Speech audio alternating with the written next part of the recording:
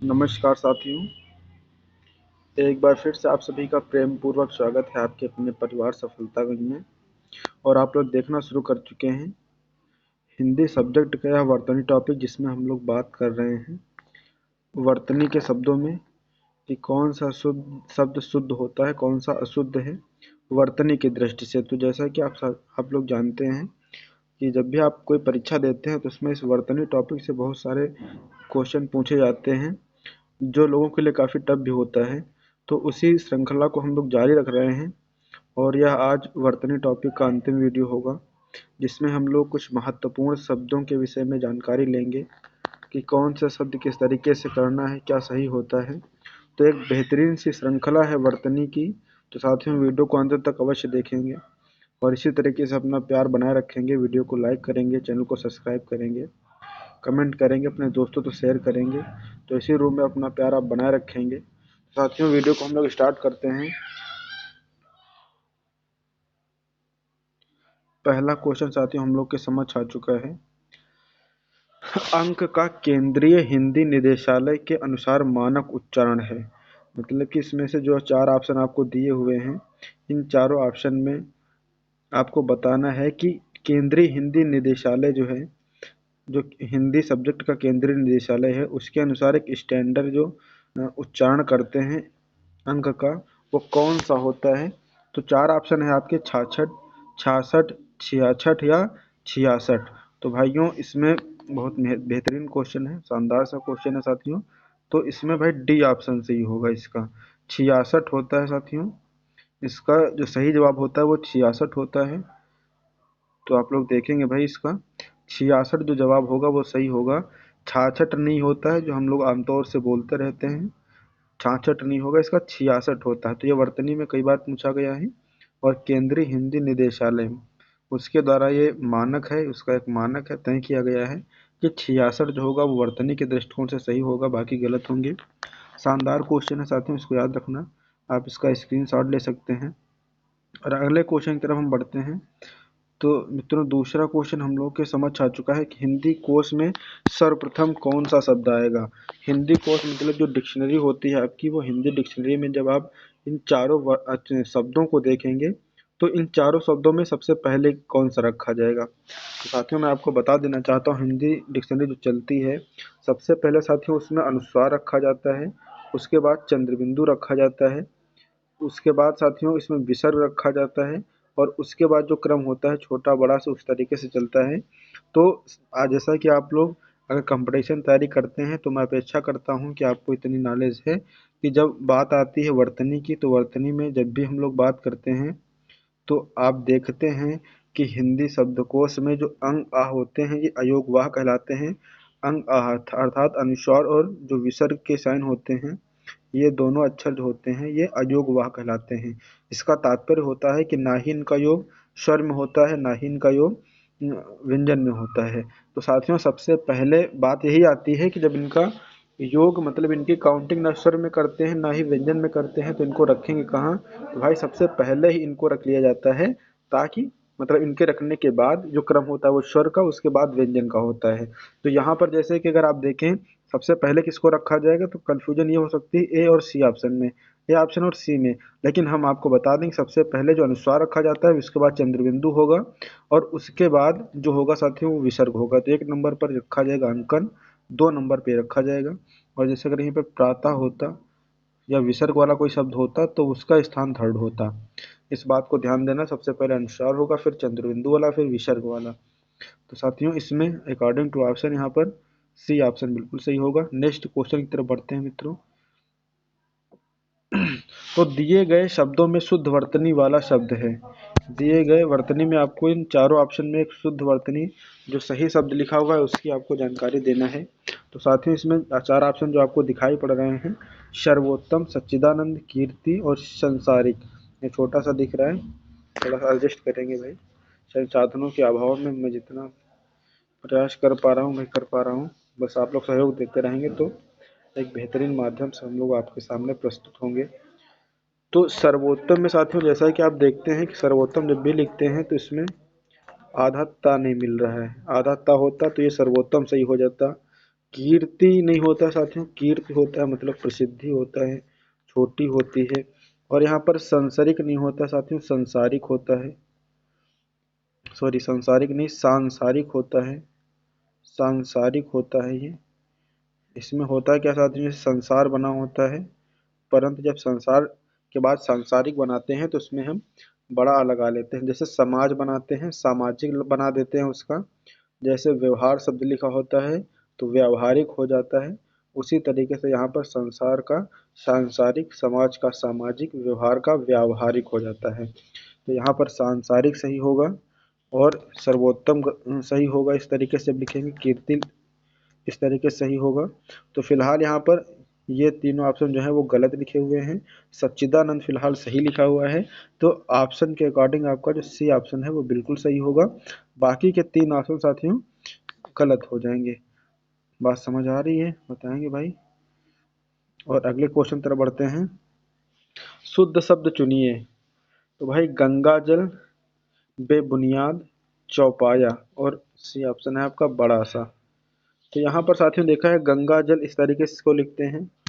एक सेकेंड, जैसे कि हम बात करते हैं यहाँ पर, तो साथियों गंगा जल अर्थात गंगा का जल हो जाता है बेबुनियाद यहाँ पर। तो बिना बुनियाद का है चौपाया, जो 4 पायों का है। और यहाँ पर साथियों जो इन 4 ऑप्शन के अकॉर्डिंग जो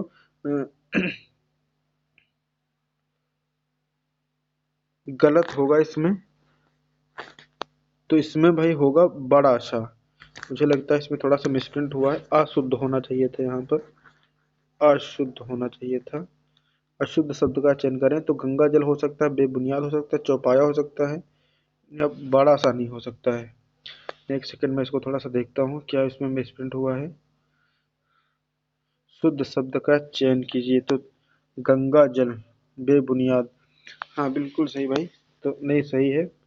अब यहाँ पर साथियों गंगा जल होता है तो गंगा जल में हम योजक चिन्ह का प्रयोग नहीं करते हैं। जैसे लिखना होता है तो हम गंगा जल लिख लेते हैं। बेबुनियाद में बे उपसर्ग लगा करके और बुनियाद लिखते हैं, कोई इसमें हम योजक चिन्ह का प्रयोग नहीं करते हैं, जो यहाँ पर दिखाई दे रहा है। बिल्कुल सही है भाई। चौपाया, चौपाया में भी हम योजक चिन्ह का प्रयोग नहीं करते हैं।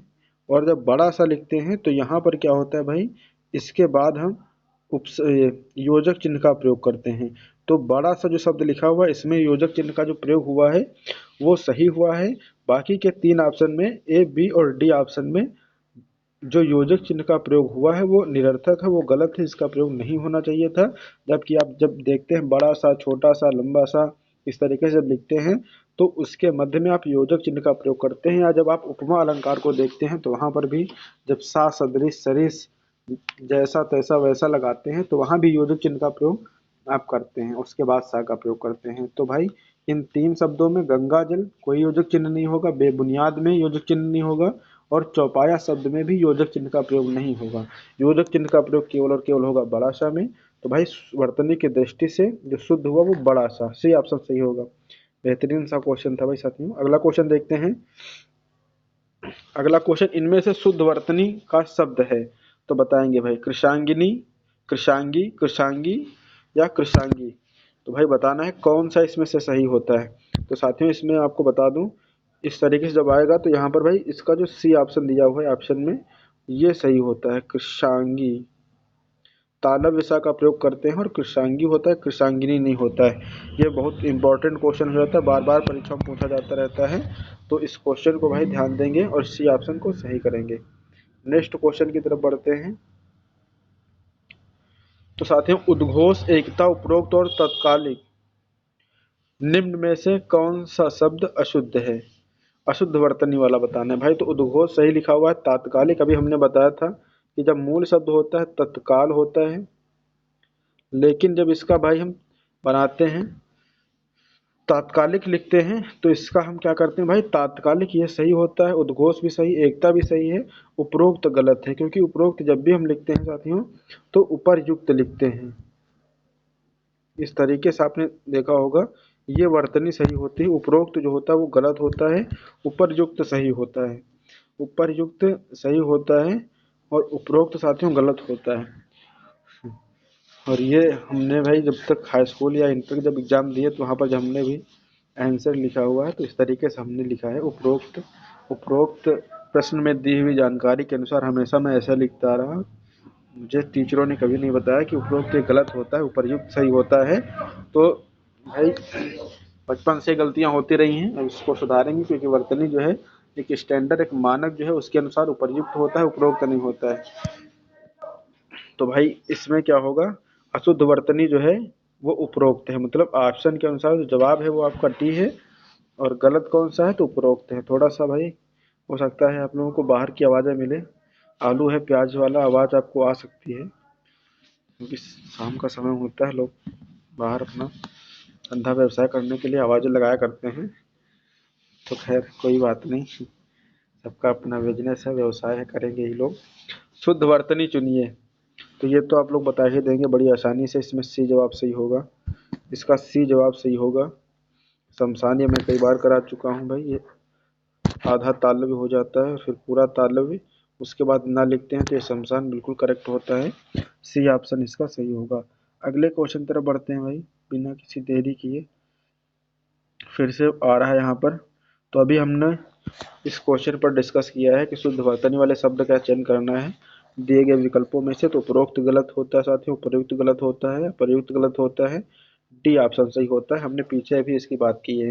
बेहतरीन सा क्वेश्चन है, एकदम शानदार क्वेश्चन है। बिना कोई समय गवाए हम अगले क्वेश्चन तरफ बढ़ते हैं। तो भाई बेहतरीन सा प्रश्न आप लोगों के समक्ष है। उच्च श्रृंखलता, उच्च श्रृंखलता, उच्च श्रृंखलता और उच्च श्रृंखलता, तो इसमें बताएंगे कौन सा सही होगा। आप बताएंगे भाई इसमें कौन सा सही होगा।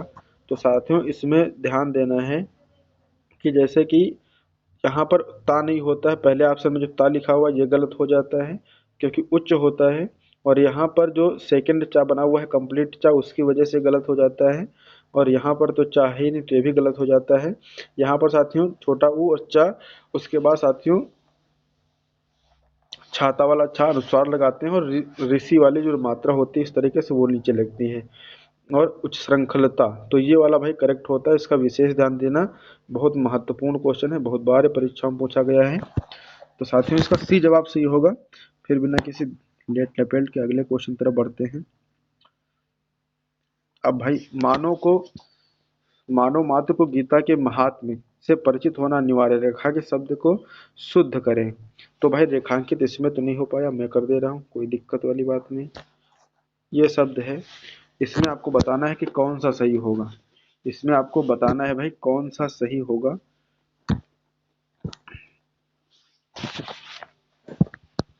चार ऑप्शन आपके समक्ष दिए हुए हैं, महात्म्य, महात्म्य और महात्म्य और महात्म। तो बताएंगे भाई कौन सा सही है इसमें। तो भाई इसमें ध्यान देना है, हालांकि ये तो गलती लिखा हुआ है तभी इसका सही पूछ रहा है। तो इसमें भाई ये गलत हो जाता है, सही क्या है वो चीज़ ध्यान देना आप लोग। इसमें आधा ता और आधा मा दोनों ही आधे होते हैं इस तरीके से, उसके बाद या होता है। तो यहाँ आप बनाते हैं महात्म्य। एक सेकेंड में इसको फिर से लिख देता हूँ। ये माँ होगा, हा पर भी बड़ा की मात्रा होगी, और आधा ता, उसके बाद आधा ही माँ होगा, और इस तरीके से या होगा। महात्म्य सही होता है। तो मतलब यहाँ पर जो जवाब सही हो रहा है वो बी ऑप्शन बिल्कुल सही है। बी ऑप्शन सही, ये भी भाई मोस्ट इम्पॉर्टेंट क्वेश्चन होता है आपका, इसको भी आप लोग ध्यान रखेंगे। और अगले प्रश्न की तरफ बढ़ते हैं भाई। तो निरापराधी, निरपराध और निरापराध, निरपराध। तो भाई निरा नहीं होता है, निरा ऑप्शन में ही कोई उपसर्ग नहीं होता है, तो ये नहीं होगा, ये नहीं होगा, निरपराध भी नहीं होगा। साथियों जो सही उपसर्ग होता है निर होता है। निर प्लस अपराध इस तरीके से बनता है, ये निरपराध होता है। तो छोटा जब इस रा में आता है तो इसका हलंत हट जाता है, और ये शब्द बन जाता है निरपराध, निरपराध बन जाता है। क्योंकि ये छोटा स्वर होता है, जब इस व्यंजन में आएगा तो रा पर लगा हुआ हलंत समाप्त हो जाएगा, और छोटा का मामला भी समाप्त होगा कि छोटा उठ करके इस रा में कंप्लीट हो जाता है।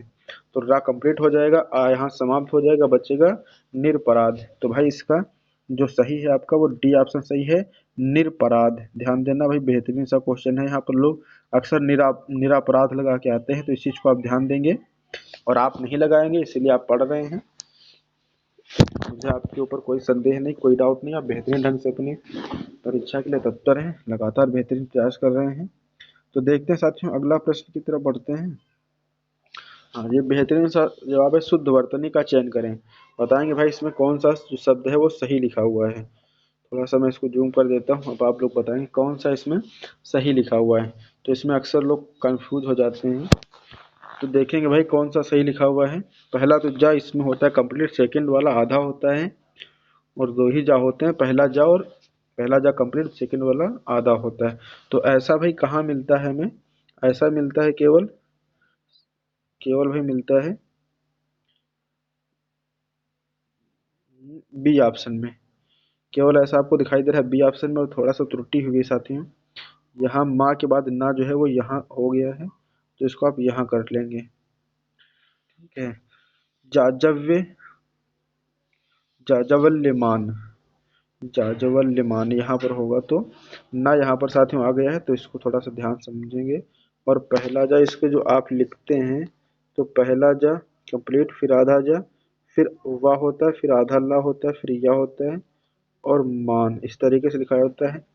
ये महत्वपूर्ण है भाई, west very most important question होता है ये आपका। ध्यान रखना है, चारों ऐसे बना देगा कि वहाँ पर कंफ्यूजन हो जाएगी। जब तक आप यहाँ प्रैक्टिस नहीं करेंगे, यहाँ पर नहीं समझेंगे इसको, तब तक वहाँ पर गलत होगा। तो इसको एक बार दो बार लिख करके आप प्रैक्टिस कर लें। आप इसका स्क्रीनशॉट ले सकते हैं साथियों। तो यहाँ पर जो सही हो रहा है जवाब आपका, वो जवाब आपका बी जवाब बिल्कुल सही है। तो भाई अगले प्रश्न की तरफ बढ़ते हैं। अगले प्रश्न की तरफ बढ़ते हैं साथियों। बेहतरीन से आपके 20 प्रश्नों की श्रृंखला है, शानदार क्वेश्चन होंगे भाई इसमें। तो अगला क्वेश्चन भाई आज का है, बहुत शानदार क्वेश्चन है एकदम कतई।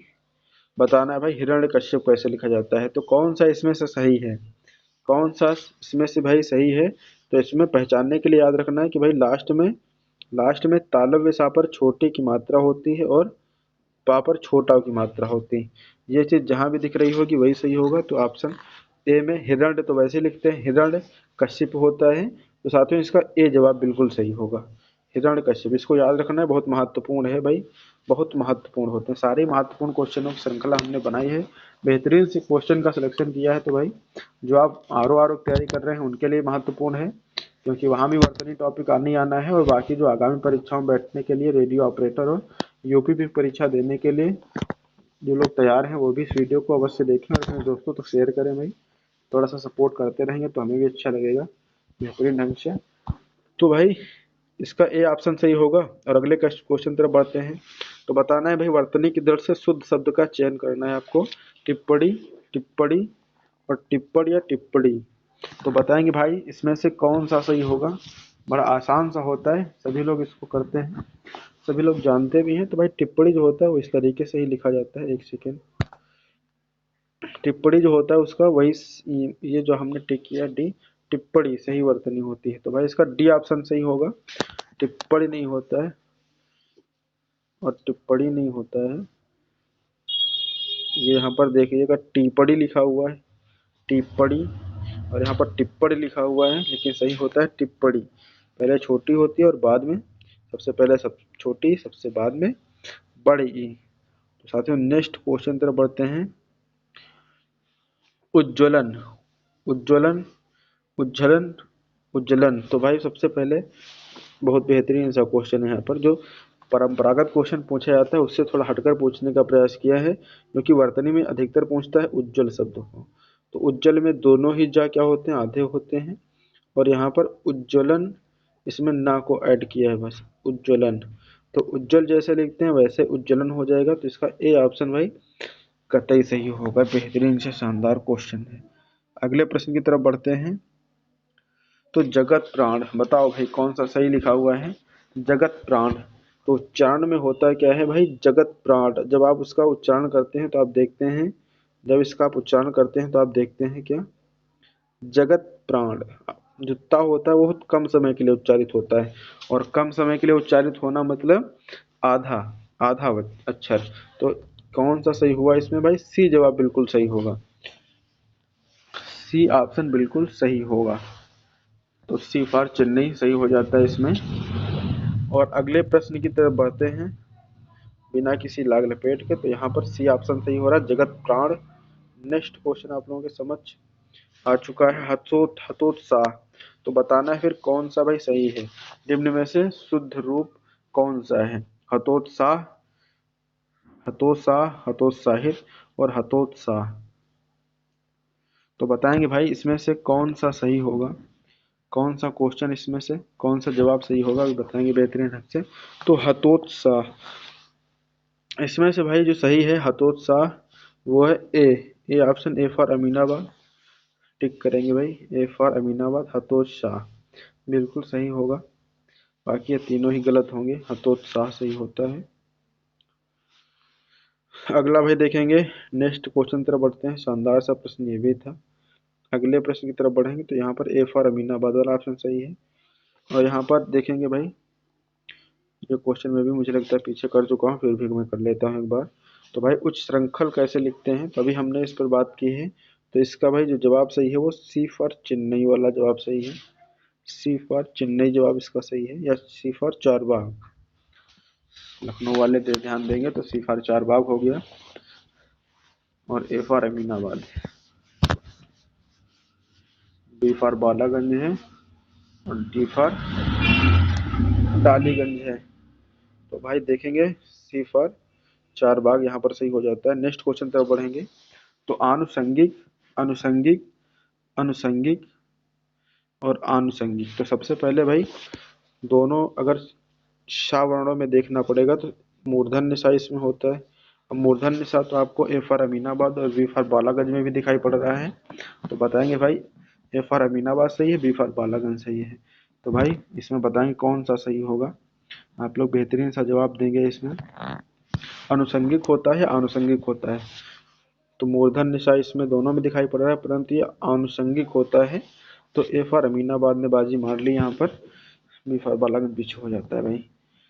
तो दिए हुए प्रश्न में ए जवाब सही है, ए फॉर अमीनाबाद। नेक्स्ट क्वेश्चन तरफ बढ़ते हैं। नेक्स्ट क्वेश्चन बढ़ते हैं तो बताया जा रहा है कि भाई यहाँ से आपकी स्लाइड समाप्त होती है, और आगे क्वेश्चन कराने के लिए नेक्स्ट स्लाइड आप बना के लाएं, तभी आपका काम हो पाएगा। तो आज के लिए ही ये सब जो आपके क्वेश्चन की श्रृंखला थी उसको यहीं समाप्त किया जाता है, और मिलते हैं हम आप लोगों से अगली क्लास में। अगर वीडियो में दी हुई जानकारी आपको समझ आती है तो साथियों इसको थोड़ा शेयर करने का प्रयास करें, थोड़ा सपोर्ट करते रहें, तो हम भी किसी तरीके से थोड़ा सा साधनों में सुधार करके बेहतरीन ढंग से आप लोगों के समक्ष प्रस्तुत होंगे। और मेरी पूरी टीम आएगी, बहुत जल्द ही हम लोग पूरी टीम के साथ आप लोगों के साथ साझा करेंगे अपनी जानकारी को। तो साथियों वीडियो को शेयर अवश्य करना है भाई, सपोर्ट करते रहिएगा। तो आज के लिए इतना ही, मिलते हैं अगली क्लास में, तब तक के लिए आप सभी का बहुत बहुत धन्यवाद। जय हिंद, जय भारत, वंदे मातरम, जय हिंद।